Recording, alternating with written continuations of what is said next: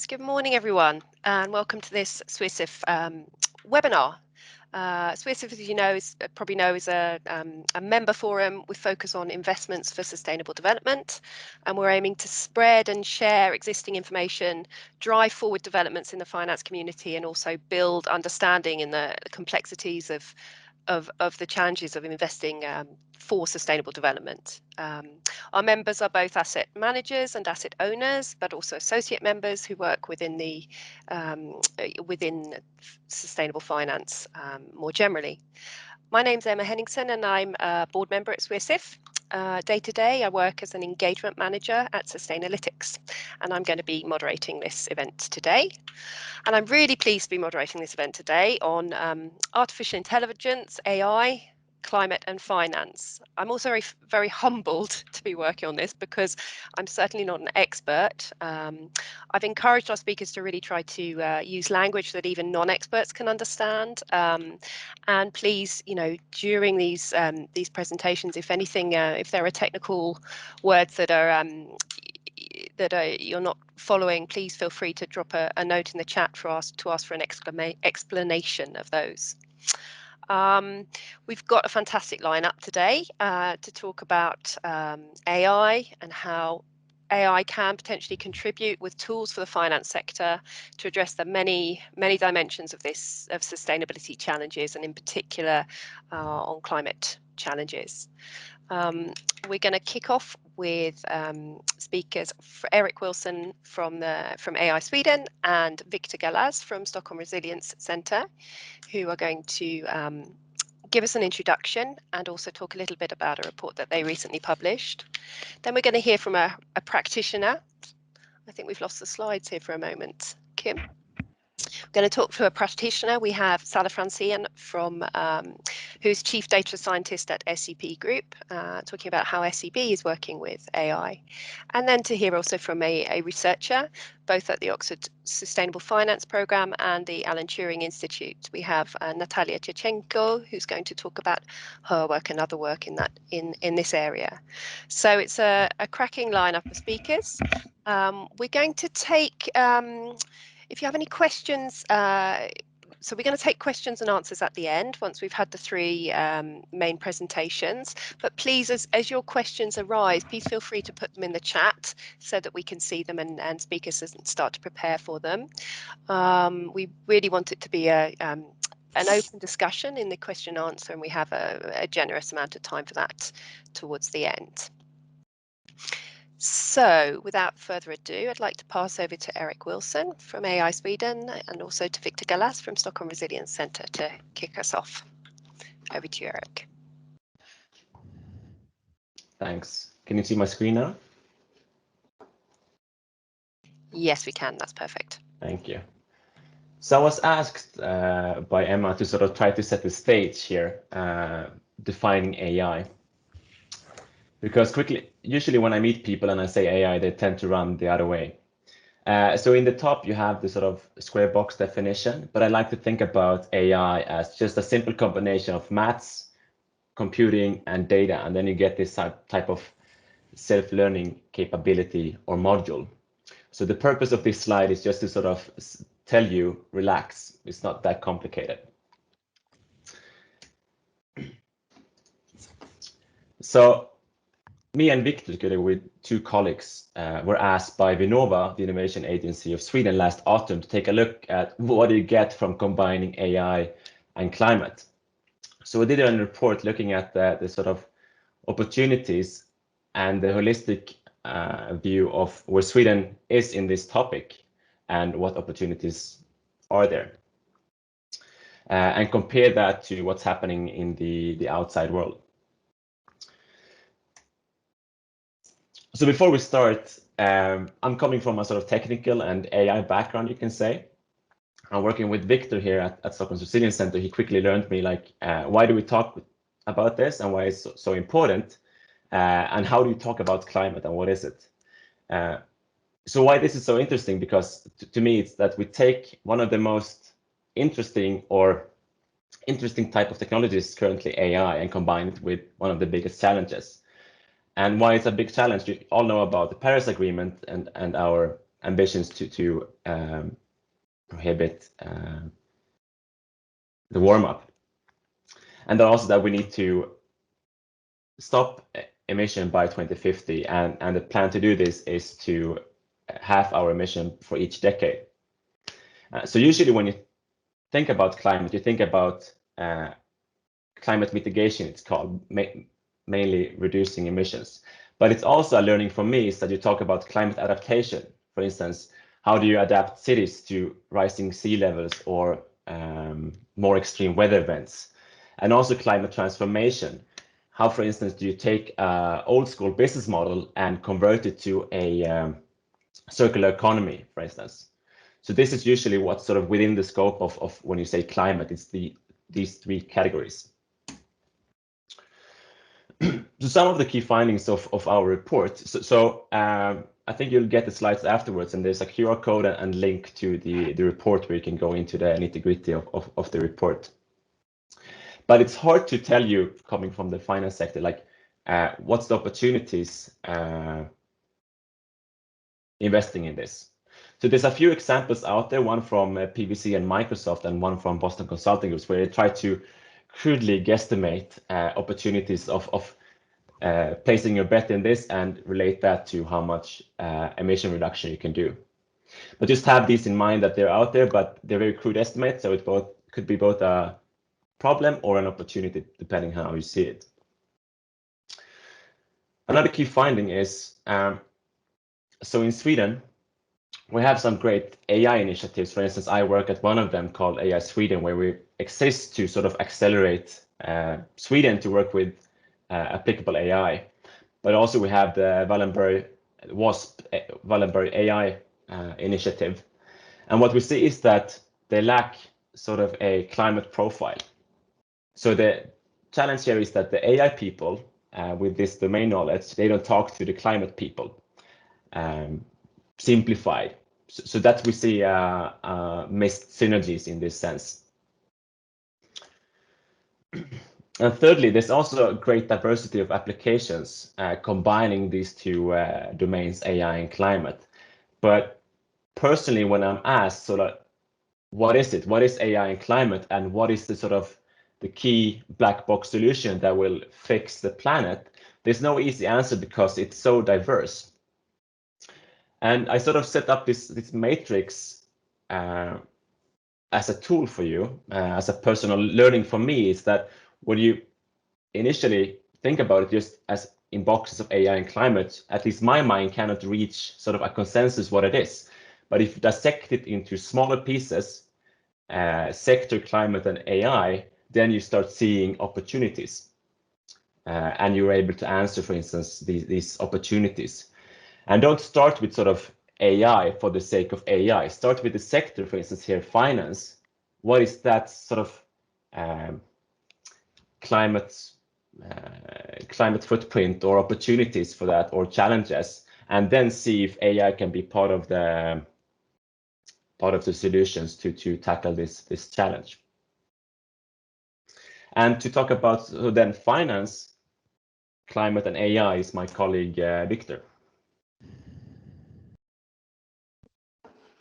Thank you so much, Erik, for that nice intro. I'm just going to give you a few examples of what I see as exciting, but maybe also some of the challenges of applying AI for climate and finance. So let's talk a little bit about opportunities. Can we get the next slide, Erik? And I think this is a very nice piece by Marcus that was published in Nature. And what he argued in that piece, so he's a climate or Earth system scientist, is that many of the applications and those that are being developed by the AI community at the moment are very much in tune with the challenges that the climate change community is facing. So for example, in the first case, so if you have these AI systems that are extremely well designed to classify images, so in this particular case, whether what you see is a cat or a dog, similar technologies can be used for climate science, and I will know. The second one is just how you can use AI systems to improve very coarse data. And in the third case, some of these AI systems that have been designed to help predict what will happen in a video, for example. So you give the system a few shots from a video, and then it can try to predict what will happen next. So if you go to the next animation, Erik. So in terms of pattern classification, is this a cute dog or a cat? That's something that in principle has been experimented to be used to classify images of the planet and to have very rapid assessments of where you see an extreme weather event unfolding in it. Next slide. In terms of downscaling and improving data, it's the same type of challenges that you have in the climate sciences to do short-term forecasting. So you can feed the system with quite coarse data, and then the system will downscale it a little bit more to local circumstances, and at best give you a short-term forecasting. And then in the third case, this video prediction example, there are experiments to see whether you can use similar AI techniques to predict changes in the climate system at very large scales. You can go to the next slide. So one example that I find intriguing in terms of applications of AI for the finance sector was this study by Carbon Tracker in 2018.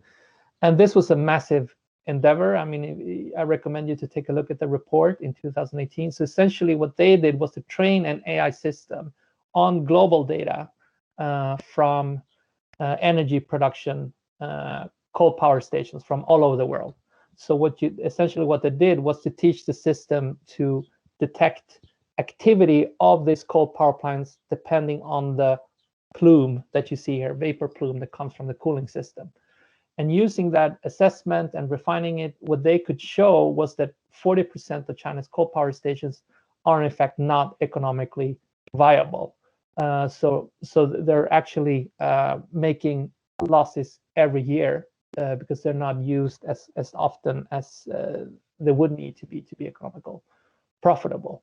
So that, of course, is an interesting application. You could probably think about other applications where you could combine satellite imagery and AI to assess economic activities on the ground, and on top of that, try to make economic estimates, and at best, to redirect capital from one activity to another. Can we get the other slide, please?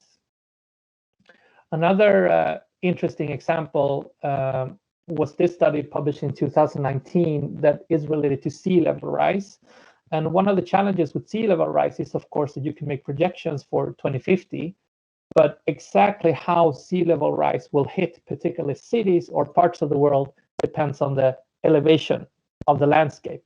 And that type of data is very difficult to get your hands on in many countries. It requires a lot of ground data that you don't have. So what these scientists did was to use a deep learning system to refine the elevation data, and then you could see that 300 million people instead of 80 million people were actually at risk of coastal flooding by 2050, which is a substantially higher number of people. And this, of course, has implications for where you want to direct finance, both in terms of mitigation, but maybe mostly on adaptation.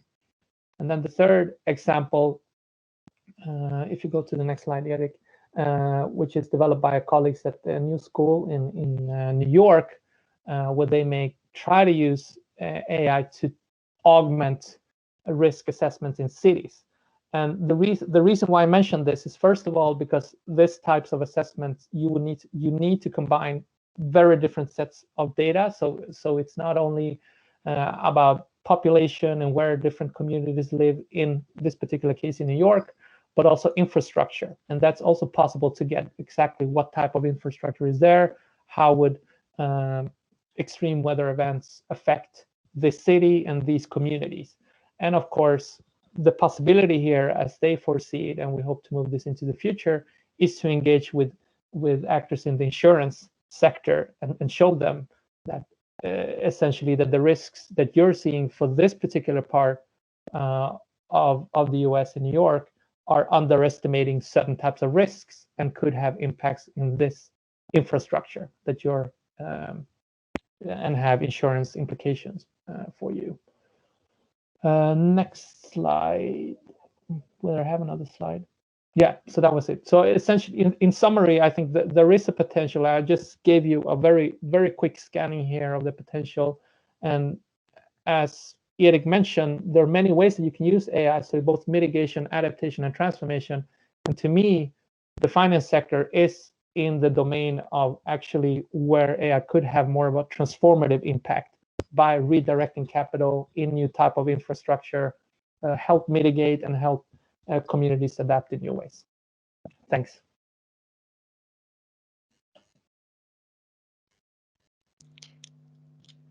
Thanks very much, Victor and Erik. That's a fantastic whirlwind tour and given us a great introduction. And we look forward to coming back with, I've got already noting down some questions myself, but please, everybody feel free to put questions in the chat if you've got them.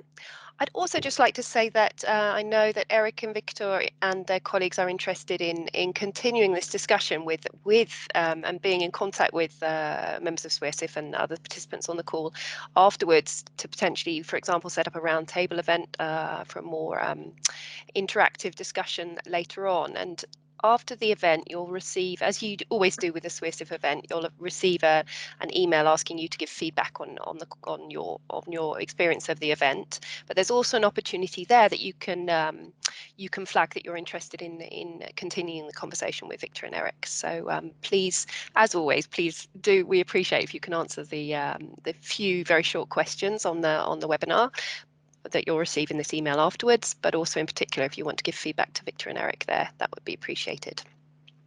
So now we're going to turn to Salla Franzén, who is Chief Data Scientist at SEB Group.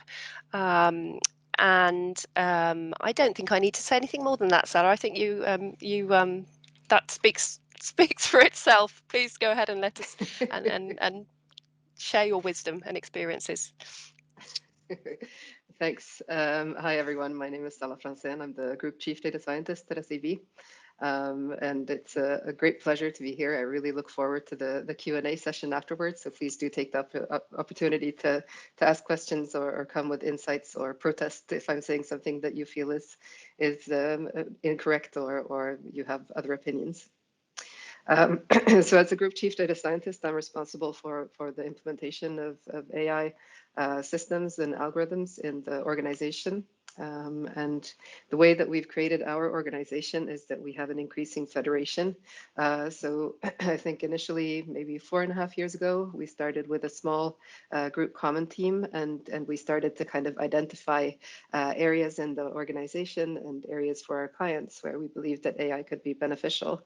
I would say that currently we're probably at this stage where we have an increasing amount of people in the group common function, but also people in, for instance, corporates and private customers who are looking into pricing algorithms where we believe AI can be very beneficial. We have a very large part that's looking into financial crime prevention because we believe that artificial intelligence and kind of using the data that we have in the bank can really sort of improve the way that we track our customers' behaviors in order to be able to identify suspicious behaviors. And then, of course, at the end, what we're aiming for is having always a group common function because it's good to have someone who keeps track of governance and takes in new ideas from outside. But we're really trying to push the knowledge and the way of working into the organization as a whole so that we can benefit from artificial intelligence in many areas. And one of those areas that's very much in focus for us is sustainability, because as a bank, we believe that sustainability is one of the core questions for the future, and therefore we want to sort of contribute with AI algorithms where the benefit is the largest. So this is the way that we're kind of trying to scale out the artificial intelligence usage in the organization. We spend a lot of time in education. I think Erik already mentioned the VASP, which is the Wallenberg AI Autonomous Systems and Software Program. And there's a component nowadays, a new program called VASP HS, which is the Wallenberg AI Autonomous Systems and Software Humanities and Society, which I think is a really, really interesting addition where it gives us opportunity to think about the sort of societal impacts of having increased automation, digitization, and artificial intelligence tooling, and also to really sort of see to it that we future-proof the way that we build our AI systems. So how data science works. Oh, this is really bad animation. I apologize for that. Yeah. Yeah, so this is kind of the schematics about how we build kind of AI algorithms or data science toolings. So if I think about sustainability, the kind of the end question that you're looking for is typically something that a subject matter expert would know very much about. Identifying what data is needed is very much like this detective work, speaking to the subject matter experts, speaking to our clients, understanding what kind of questions they have, and then having a couple of data scientists that are always very happy join the team and then start to look into the data. And then from a technical viewpoint, you need to split it into two parts. You build different models and you fine tune your parameters. So I think what Victor was saying about having like an image recognition for identifying different pets and being able to translate that into an image recognition algorithm that's able to identify changes in temperature, for instance, that very much resonates with the way that we work in our organization. So I'm a mathematician by training, and I always have believed that mathematics is unique, which means that one model that's very useful for a specific situation might suddenly be very useful for something else. And I think that's kind of the fascinating part of artificial intelligence. It's that it's very much up to our own creativity.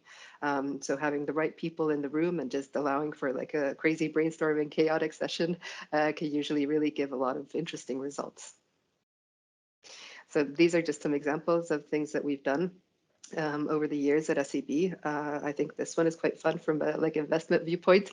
I would probably not use it for investing yet, but we had clients in the small and middle-sized company segment who were kind of asking us to be better at understanding their financial situation. So we've created an algorithm that predicts the revenue growth in the upcoming 12 months, and that's used for sort of better client service. It's maybe 70% accurate, so I would definitely not invest on it. But it's very good for us to keep track of how our clients are doing and be really sort of good at giving proactive advice. And of course, sustainability is one of the main areas I already mentioned that we've really been sort of focusing on over the years. And I assume that a lot of the people on this call would agree that one of the large challenges is getting access to really sort of high quality data.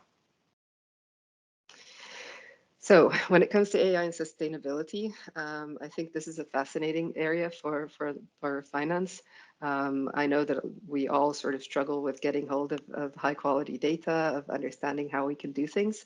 And I have an example from research that I find absolutely fascinating.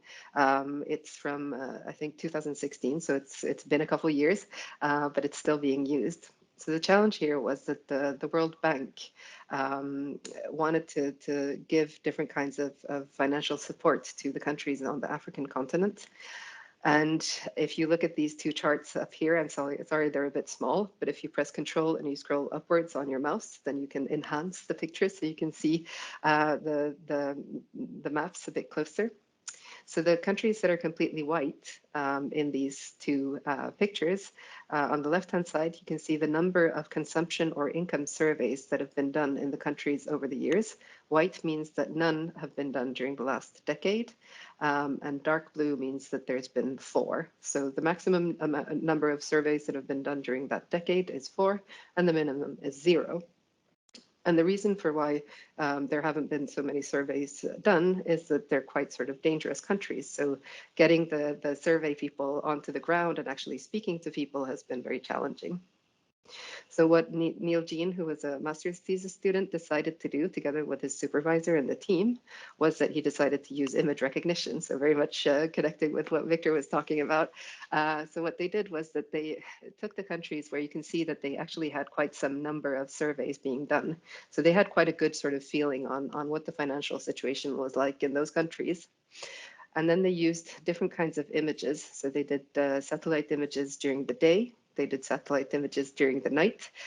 They mapped out different kinds of sort of density of housing and things like that. And then they asked the algorithm, the computer, to kind of assess what features were important for indicating the financial situation of a country. And I heard a speech about this, and they said that the algorithm actually was able to identify things such as swimming pools or rooftops that were made in different kinds of materials. And the benefit of that was that they were able to use this to create proxies for those countries where they weren't able to do these surveys. And that meant that they were able to assess the financial situation better than they were before when they had no information. And they were able to use that to identify countries and areas where they should be supporting financially from the World Bank. And this is something that's being used now. And I think it's super inspiring to see how you can use sort of creative usage of data can really sort of impact the financial situation in these areas where the support is really needed. So then if I think about more sort of general sustainability and AI, where the benefits will be. So this is very much thanks to Robert Viksa at SEB. He's been supporting me with information. So when it comes to agriculture, it's a lot about creating more optimal ways of growing produce to decrease the usage of fertilizers and to definitely decrease the usage of water. These two things are having a big impact on our climate as a whole. When it comes to energy, it's a lot about being able to create smart grids, being able to predict the usage of energy, being able to optimize the efficiency, being able to monitor pollution. And so you can kind of see that all of these connect data and connect some sort of compute power in order to be able to massage the data, and then some sort of subject matter expertise in order to be able to understand how to actually use the results from the different kinds of data that all of these things all of these new technologies are creating in the energy sphere.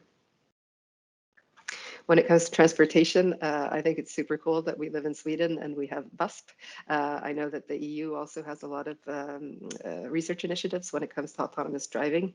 Hopefully that can be a way to really sort of optimize both for logistics and resources. But in general, the sort of improvements of logistics can really have a large impact on sustainability, on the climate. And battery storage and efficiency, of course, is something that's increasingly necessary as we move away from fossil fuels to renewable fuels. And manufacturing, being able to reduce energy and waste in production, being able to monitor supply chains and the management of those. I think these are all kind of AI algorithms or AI systems that are impacting the different sectors that we could potentially look into investing in. And I know that there are a lot of companies that are very creative when it comes to using data for understanding how companies are doing from both a sustainability perspective, but also from a general sort of investment perspective. And I think that's super cool. And it's definitely something that I'm very interested in. I'm a complete math and data geek. So I really like when we're able to use those things to improve society as a whole, or to improve different kinds of aspects of society, such as the climate challenge that we're in front of, or that we're in. Then when it comes to real estate, being able to optimize energy usage, being able to improve the way that we heat and cool down our buildings. There's a lot of different cool AI applications out there where you can sort of optimize how elevators are moving, and you can optimize a lot of the ways that we're sort of building our buildings to make them more sustainable. And I really like the idea that Victor had about the potential impacts of climate change on the housing in Manhattan, and that's definitely something that is valuable and most probably generalizable to other areas in the world as well. So AI and sustainability at SEB, what we're doing right now is that we're really sort of gathering data. So we've been integrating a lot of different AI data providers into our systems. We have a partner data provider who continuously updates material data and scores for over 19,000 publicly traded companies. And one of the main things when you start to dip your toes into AI is to get access to really good data, to start to understand what the data contains, and then to allow yourself to be really creative about how you use that data. We also have different kinds of algorithms that use the Sustainability Accounting Standards Board Materiality Framework. I had that written down on a paper because it's too long for me to remember. And that gives us sort of a transparent and really easy to view and understand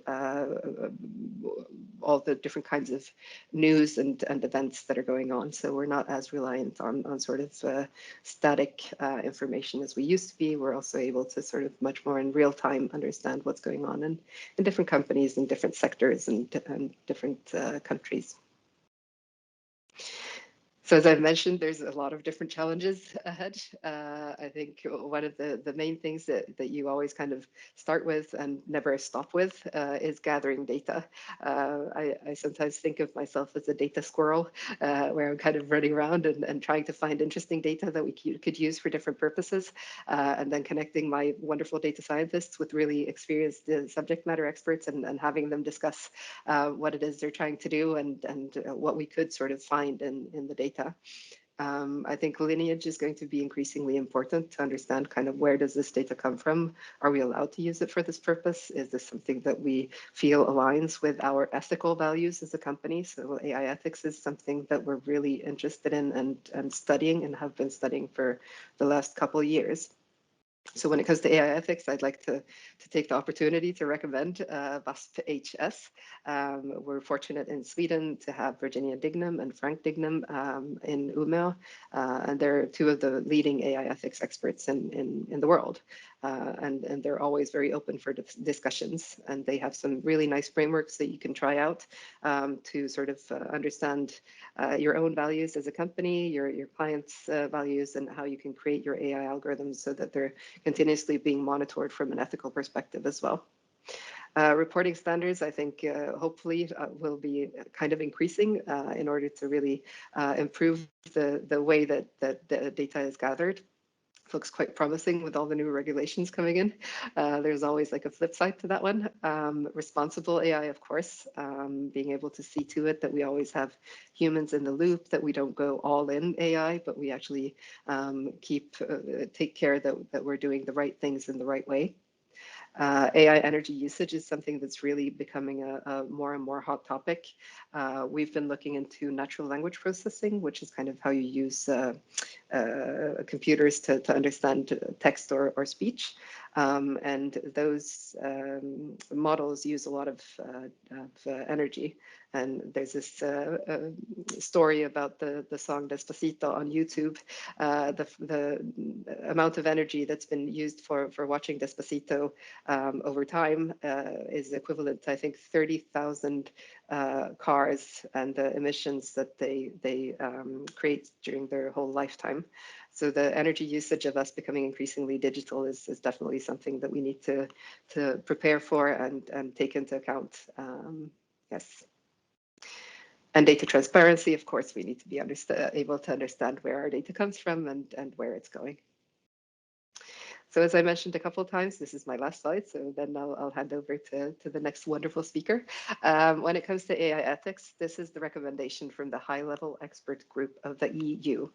So these are all kind of I think common sense things that are important for us to take into account. One of the things that I'm probably the most proud of myself living in the European Union is the fact that we are putting privacy before the sort of potential benefits of just disregarding privacy of our citizens. So I think that's really, really good. And there's a lot of, because of the fact that we've said that privacy is one of the most important things, there's a lot of interesting and active research going on in being able to use AI algorithms, but preserving the privacy of clients and data creators. Fairness is another one that's really, really interesting to discuss because there are many different measures of fairness, and in many cases, it's impossible to achieve fairness in all of those different aspects or all of those different perspectives. So I think coming from like a theoretical mathematics background and being really interested in philosophy and things like that, this is kind of something that you can spend infinite time on discussing. But the important part is to really align it to the values that that you feel that you have as a company, and to the values that your clients feel are important, because then you'll be able to deliver true value using AI. And sustainability, of course, is one of the most important parts of our future. And therefore, I think it's really interesting to dip our toes into that area. And I hope that kind of the way that we create data and use data will increase over time. Thank you.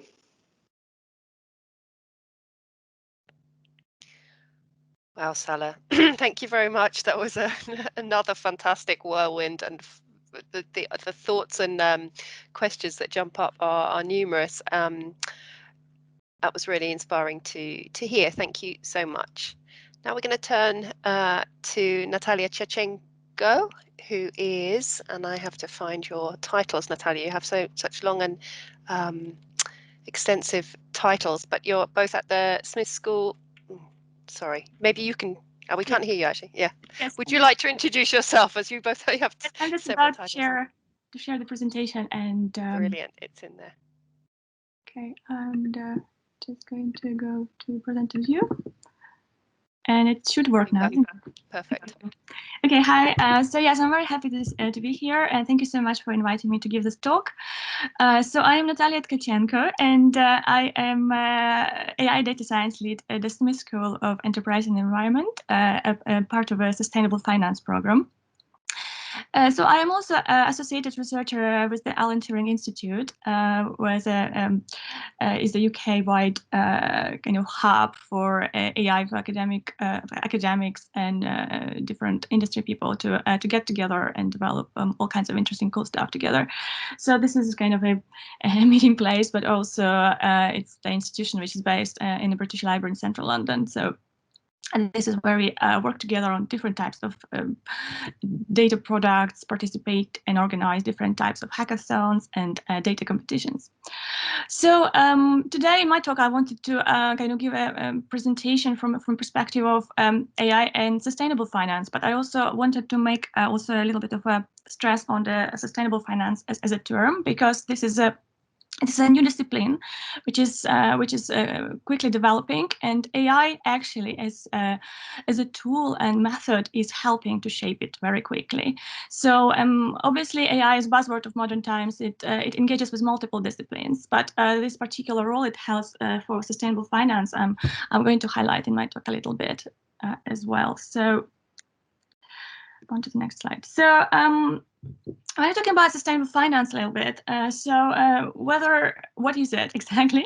So is it a new field, or is it an old new field? And is it a science, emerging science, or is that actually an application for computer scientists?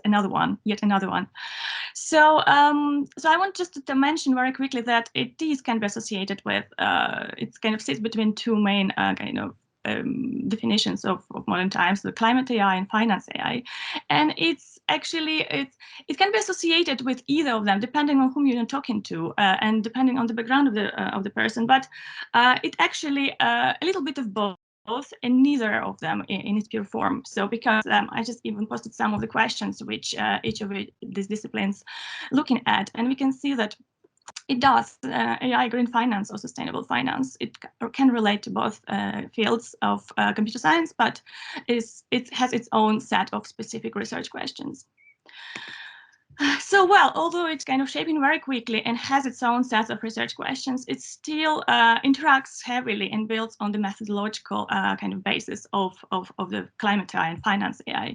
So I also posted a couple of kind of main methods which are being used in finance and climate AIs and in computer science field specifically. So as we all know that climate scientists, they're very, very interested in AI advances to be able to make better forecasting, predictive models, and they will be happy to increase confidence thresholds and decrease uncertainties as well.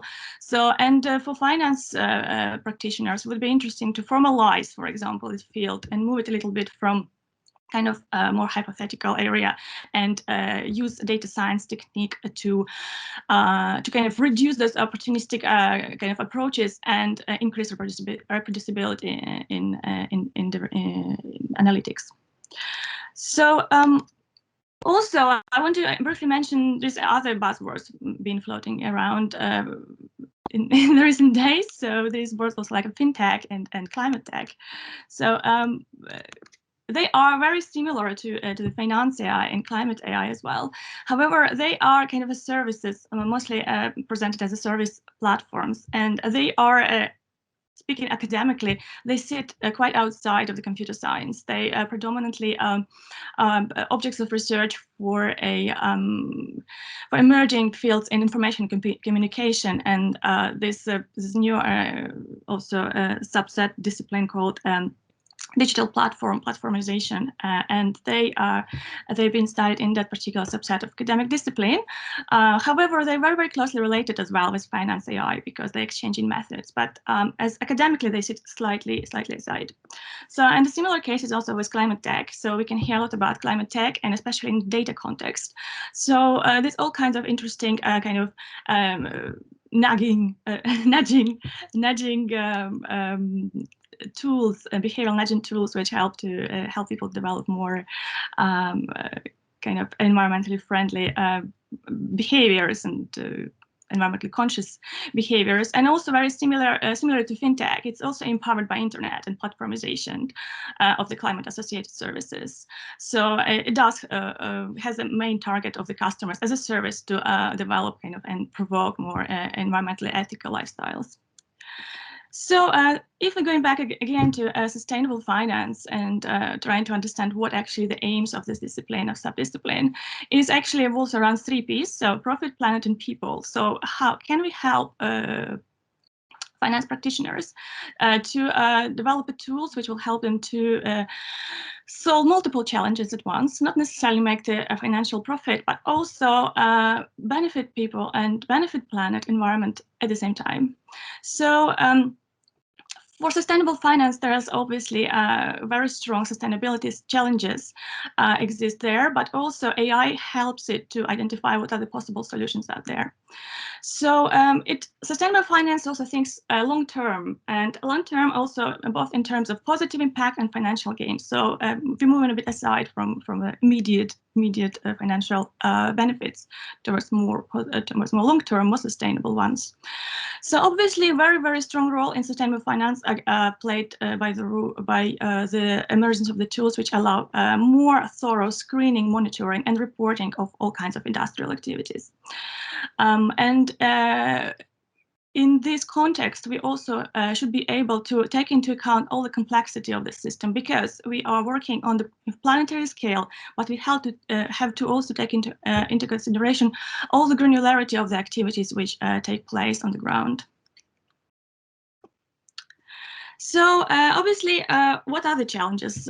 We all know what they are, and they've been formalized using multiple wonderful frameworks, which has been proposed by, for example, by Stockholm Resilience Centre, which is the planetary boundaries, which I'm sure all of you have heard about, and also UN Sustainable Goals. So they have interesting and very good benchmark frameworks, and the sustainability philosophies, which they really help us as a starting point to start thinking about how we can develop tools to in order to be able to address those challenges. So like a little criticism for computer scientists, we would say that yes, they are slightly vaguely defined, so both spatially and temporally. So what we do need to do is we need to downscale and adopt those frameworks in order to convert them into proper analytical tools. And obviously, when we start doing that and thinking about it, we also pose a question: is there data to do this? Is there enough data to do that? And so lack of data in some cases, and inconsistency of the data on a global scale also provides a perfect case for data science and AI to step in and to help out here as well. So what are the solutions to some of the environmental challenges? I think that the previous wonderful speakers have already mentioned that there is a huge potential for Earth observation in this area. And the solutions, they also can be quite helpful, obviously, which derive from Earth observation instruments. variety of which over the last 10 years was quite remarkable. And so the proliferation of various satellite programs, and we also talking these days about kind of drone observations, nano satellites, and also the data richness they provide, and also the spectral resolutions of those instruments increases as well. So we're not talking only about multispectral tools, but instruments, but also hyperspectral instruments, which will allow to capture all kinds of interesting indicators and information on the ground. And we're even talking in the near future the Earth's observation in real time. So this is going to be quite a remarkable shift, methodological shift. And for AI, it's also a quite remarkable problem to solve, because we're talking about big data. And we need to develop tools, and we need to develop algorithms which will help us to get better insights and move away from the spectral signals towards indicators which are understandable for finance decision makers. So here on this slide, specifically, I wanted to show that two examples that's been recently a lot mentioned in the media, that we can use Earth observation for estimation of methane leaks on a global scale. But also a kind of more known study was published in Science a couple of years ago. It's how to use computer vision and remote sensing data in order to automatically classify drivers of deforestation using patterns of the forest which has been disturbed. So we also need to think long term. So how AI can help us. So the idea is that a new generation of neural networks, such as, for example, generative adversarial networks and various convolutional LSTMs, they also can help us to increase the confidence in simulation, and in simulation of both weather events and also various derived weather-related hazards as well. So this was quite funny, because I saw Salla also used the very slide for the very same study to demonstrate how Earth observation could be also used in socioeconomic domain in order to monitor impact and also monitor the situation on the ground and extract various socioeconomic indicators. So I will not repeat myself here, but I wanted to quickly jump to another example in this domain. So yes, we can use Earth observation to infer various socioeconomic indicators and measure wealth, as they call it, in that research group. But also in Alan Turing, there was a very similar study which identified that we also can use not only remotely sensed imagery, but we also can use oblique photography, like, for example, Google Street View, which will help us to measure the socioeconomic situation on the ground in major urban centers in the world, and how AI can help here, and computer vision was very well described in this study by Stephen Law. So yes, and this is also shows the potential for combining and fusing multiple data sources, so ground photography and or natural photography, as we call it, and Earth observations together can produce and complement each other in some cases, but also can provide some interesting opportunities for a for socioeconomic deprivation mapping. So for screening, so I'm just going to move away with this slide slightly away from the Earth observation domain and towards kind of a more text processing. Various, aside from measuring impact, AI also offers another set of tools and methods for sustainable finance. And it also helps to look into behavioral performance of the companies in the sustainability domain. So for example, if we use various unstructured text resources and couple them with various neural networks, like, for example, LSTM or a newly emerging topic modeling models like BERT, which has a very good results on the text and structured text data, we can say that various graphical models can use unstructured text and produce various results. For example, we can infer distance, measure distance from sustainability benchmark indices according to how the company performs in that area using their own reporting material, and also news media and social media. Also, we can visualize various corporate response to pressure. So, for example, we can measure and using various unstructured web resources on the web to see how that company acts in according to tackle those sustainability pressures, which either derive from their own activity or activity from the neighbors in the same area. And also it helps to us to estimate actually all the sustainability practices and various and multiple companies publish in their reports and disclose. Do they actually make real change? Do they work?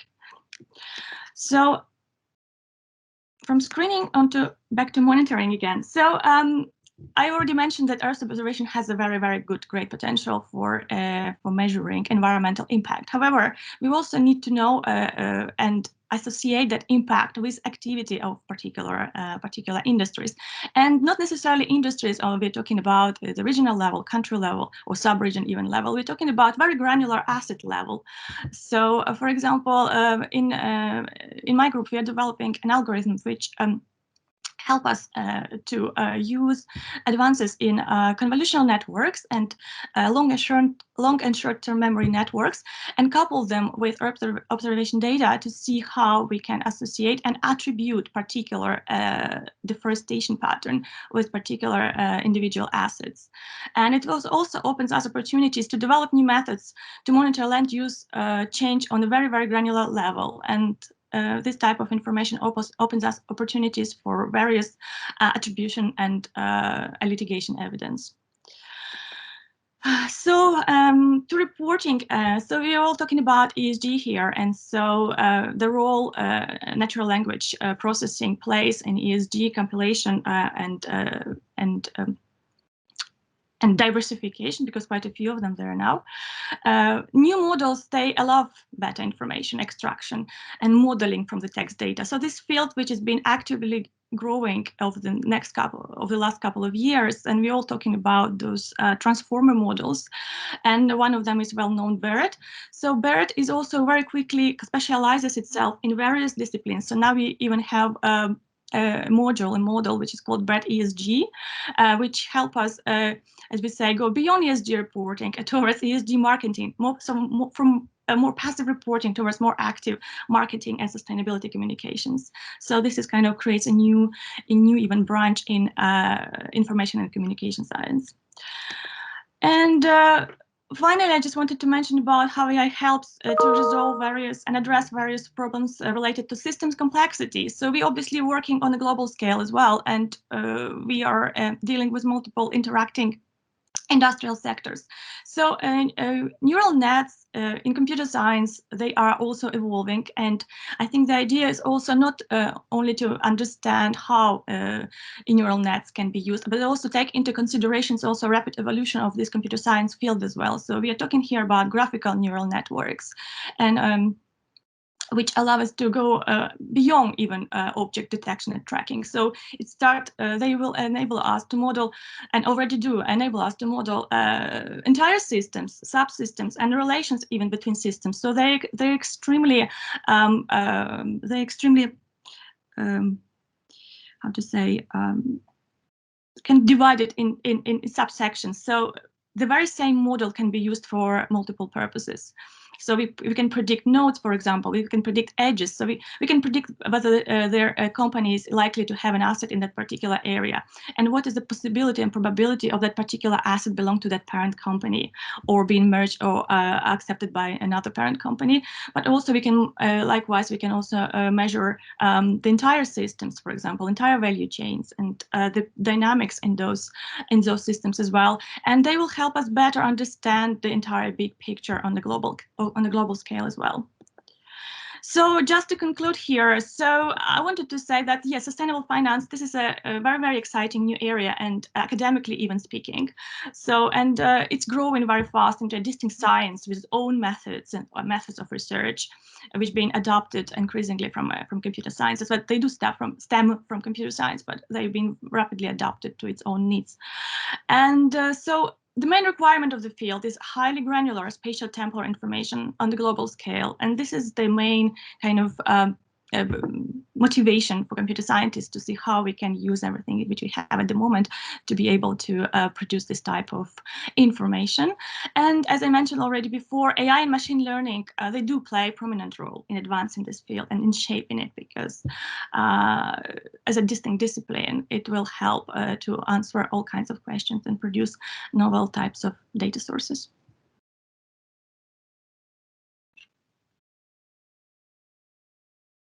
So that's everything from me. Wow, thank you very much, Nataliya. Again, fascinating and both complicated, but in some ways also quite simple and logical. I hope everyone else managed to keep up with this rapid flow of amazing information. Now I'd like to, now we turn then to a question and answer period. We have around almost 20 minutes. So if the panelists and speakers could turn on the cameras, I see Erik's there now, that would be great. Thank you. And I would just again encourage all participants to ask your questions, big and small. You can post them in the chat, if they're complicated questions, I maybe will ask you if you're willing to pose them yourselves. But maybe if I start with one for the panel then. So on the line, listening to these presentations are people working at all sorts of financial institutions across the Nordics. And my question is, if a lot of people might be thinking, you know, there are so many opportunities here, but how can I in my little organization or big organization use this? How could we benefit, and what could we do? I wonder, maybe turning to Salla first, who has this specific experience. What are the first steps that people could take into exploring the world of AI and the opportunities that it might pose for them? So maybe to start with Salla. Yeah, I think that's a really good question.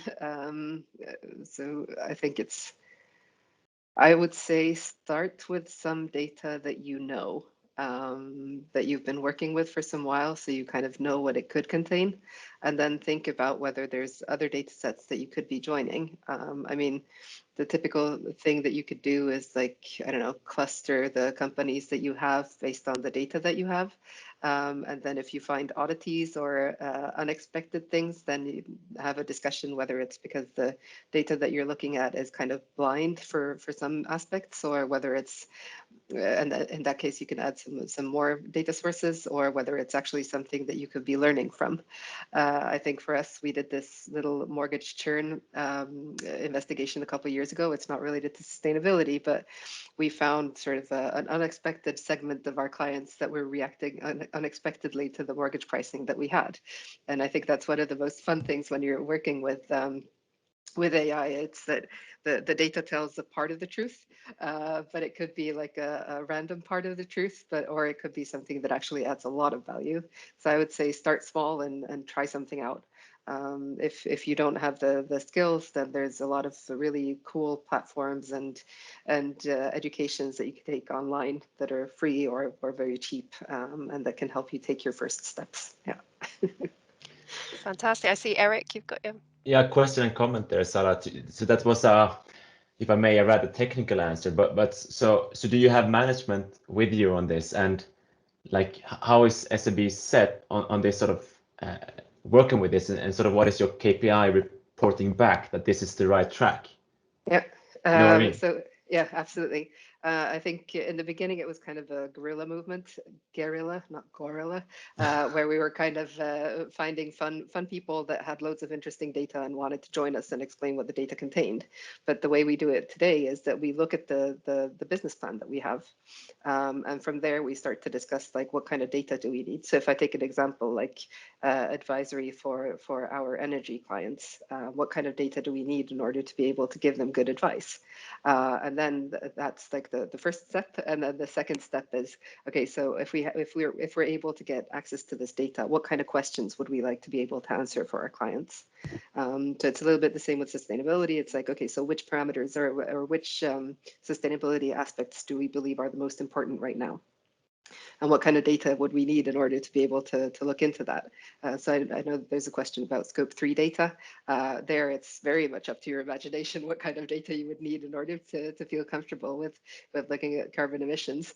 And then once you have that data, you can start to like fiddle around with it, which is the fun part for me, because that's when you can sort of, I don't know, start with Excel, make a graph, look at it from different perspectives, try to slice and dice, have a discussion about whether this is something that you were looking for, or if it's just, yeah. Did you want to jump in there, Victor? Yeah, sure. I mean, it relates to what can you do, and I think one of the results from the report that I forgot to mention was the conclusion that this is a topic and a technology with such big potential that it's almost too big for one individual or organization to take on. It requires something bigger, something more collaborative, something more multi and transdisciplinary. Because I think, I mean, we mentioned, for example, Earth observations and the use of deep learning to map out what happens on the ground, whether it's deforestation, etc. And it's very, very clear that if you want to get anything interesting out of those images, you need to have a lot of domain expertise. Like, so, okay, so this area is deforested. What's the carbon impact of that deforestation? What are the impacts on biodiversity? How does this affect particular portfolios or other types of investments? Each of these questions, which are in fact the most interesting questions, requires a lot of domain expertise from different disciplines. And that's kind of a major task. I think there is a danger to see satellite images and deep learning as a quick fix for something. I don't think it is. I think it requires a lot of work, but when you manage to do it well, you get these novel insights that you can act on.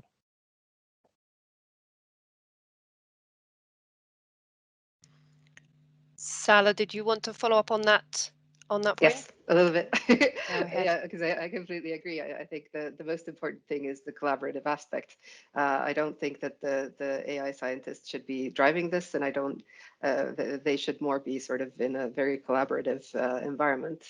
I think what Nataliya was talking about when it comes to sort of being able to structure data and sort of pull out interesting information around sustainability, that very much reminds me of the way that we work in VASP, and we have these research arenas, and now we have a research arena in media and language, and the purpose there is exactly to not sort of sit in our silos and in our teams and try to create a good language model for Swedish or for Nordic languages. It is very much to cross collaborate, and so AI Sweden is also very much involved in this research arena, and I think it's really cool that we're trying to do something kind of novel where we actually cross collaborate around sort of AI systems that we think are beneficial for society. Nataliya. Yes, I would like to mention as well a few words about Alan Turing Institute. So this is the hub where actually all the scientists meet together, have the chance to meet together. So it was where we computer scientists, computational social scientists, because sometimes social scientists cannot directly talk to computer scientists, so we need translators. Yes, and ecologists, biologists, and absolutely, I think success here lies in the area of collaboration, strong collaboration. And actually, I think we should talk more often to each other as well, in order to be able not just to create collaboration, but also start to understand each other better and start talking the same language as well, because sometimes we just don't get each other. You see what I mean? But also, I also wanted to mention something on when the small company decides to think whether to use AI, where should I start? I think the first question would be actually, do I need AI at all? There was a very wonderful report recently published in Oxford Internet Institute asking, so yes, AI is buzzword of the modern times, and it's really cool to say that, yes, I use AI. But actually, some of the problems you can really solve very easily with the simple statistics.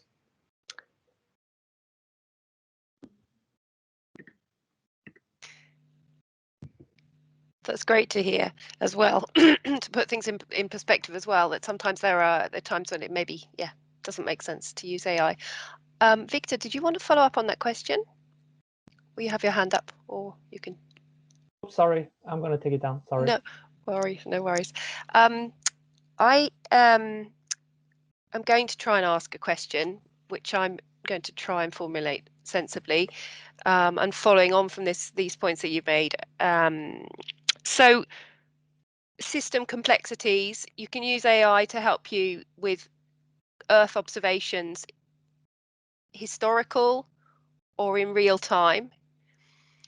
Then we have climate change, where we have all sorts of uncertainties, and everything that happens historically, there's no guarantee that that information, relates and it will be repeated, or we've got non-linear relationships going on all over the place.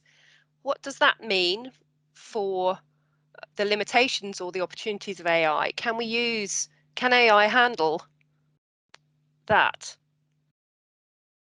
Who wants to answer that one? And please reformulate my question if it didn't make sense, or if you've, Victor. Sure. I mean, I think that's a really good question, and I think so. First of all, some of these AI systems are well suited to that if you use them correctly, right? And it's very seldom that you would see good applications where you replace an old model with just a new deep learning model, or whatever you call it. In the successful applications are when you use AI systems to augment or improve existing models that you have, where there are some uncertainties, where you have something that's very dynamic, multiple changes, etc. You can actually use AI to improve that and combine that with other models. And of course, in the other end, it's like, how do you use this AI system in reality? So I think you shouldn't just look at the AI system itself as a technical system, but more of a social, what we call a social technical system. And it's all about how you communicate it, how you use it together with stakeholders, how do you validate it with local knowledge and other knowledge systems, etc. So I think that there is a risk there, and I think you're very good to point that, but there are ways to get around it in a wider perspective. Great to hear. Erik, did you want to follow up on that? Yes, so just I think a bit of a technical aspects, if I interpreted your question right, that sort of you point at the risk of non-linearity. But in my aspect, much of the data that is used for creating models is not really, doesn't exist yet. So what we see is like that the granularity and the sort of time series aspect, so the data becomes much of higher quality, like now and in the future. And when we did this survey in the report, many said that the old data we've been collecting for 30 years, we cannot use that for this application. So it usually comes that you identify the business case or the need, and then you collect the data for a quarter or half a year, really high quality data. So as Salla talked about, it's all about the data to create the good model in a technical sense. Yeah, I completely agree, and I think one of the sort of key points is educating both sides enough so that they can have the conversation that Nataliya was talking about. And also, I think definitely I like the point about not always using AI because it's not necessarily the solution. But I also think that sort of, yeah, so I think the educational aspects are the key. Because if you have subject matter experts that are really, really good at sustainability or different sectors or different things, then it's typically maybe half a day of discussions to allow people to start to talk to each other. And I think that's sort of my main job. It's getting people to talk to each other and accepting that, okay, so I'm an expert in this and you're an expert in this, and that actually is a really, really nice fit for us to try to do something together. Yeah.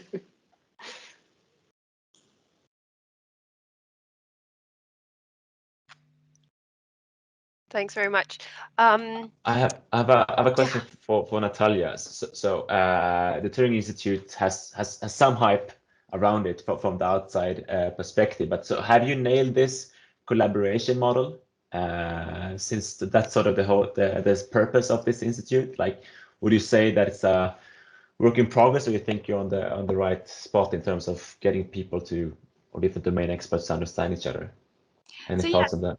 It's a good question. Thank you, Erik. So we have it's kind of a evolving process. So the institute was established itself in 2015, and it started off by creating something which is called interest groups.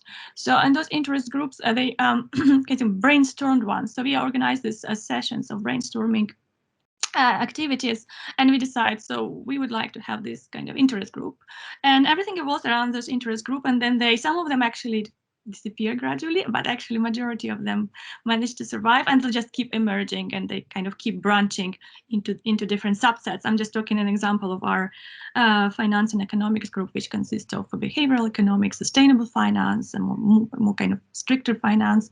So we are I think it's a great place to come and ask all kinds of questions which you're not necessarily comfortable asking in your department, because either you don't want to kind of look silly, but you're actually really interested in that part, but you also, so you open yourself not just to collaboration, but also somehow to you other interests, research interests, or even personal interests you have to pursue academically. So and this is a place where you actually can be really honest and just you know, suggest things and interact.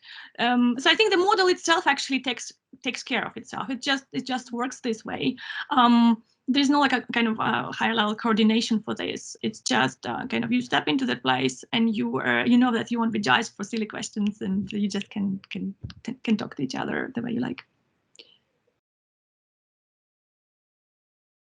I think it's probably give the collaboration a chance itself to happen. I think that probably I would say as a success with kind of some moderation elements obviously happens there as well. But yeah, but the institute is quite open to suggestions of all kind of activities we would like to organize, and as I said, we run a number of data hackathons and competitions, and there's also a new format. I think we have now a more methodological. We're moving away slightly from topical hackathons towards more methodological. So, for example, how many problems you can solve with this particular method, rather than this is a problem. What kind of methods exist out there? There's also the high-level expert group on AI within the European Commission. Sally, you mentioned that briefly in some of the goals. What can we expect to see coming out of that work? Is that something we can? Yeah. So I think they spent last year kind of identifying challenges, or the year before last year, identifying challenges and discussing like the foundations. So the circles that I showed are kind of the aspects that they identified. And now I think last summer there was a white paper around sort of regulations for AI. And then this spring there's been another article just last week, I think it was published, around sort of the legal aspects of ethical AI.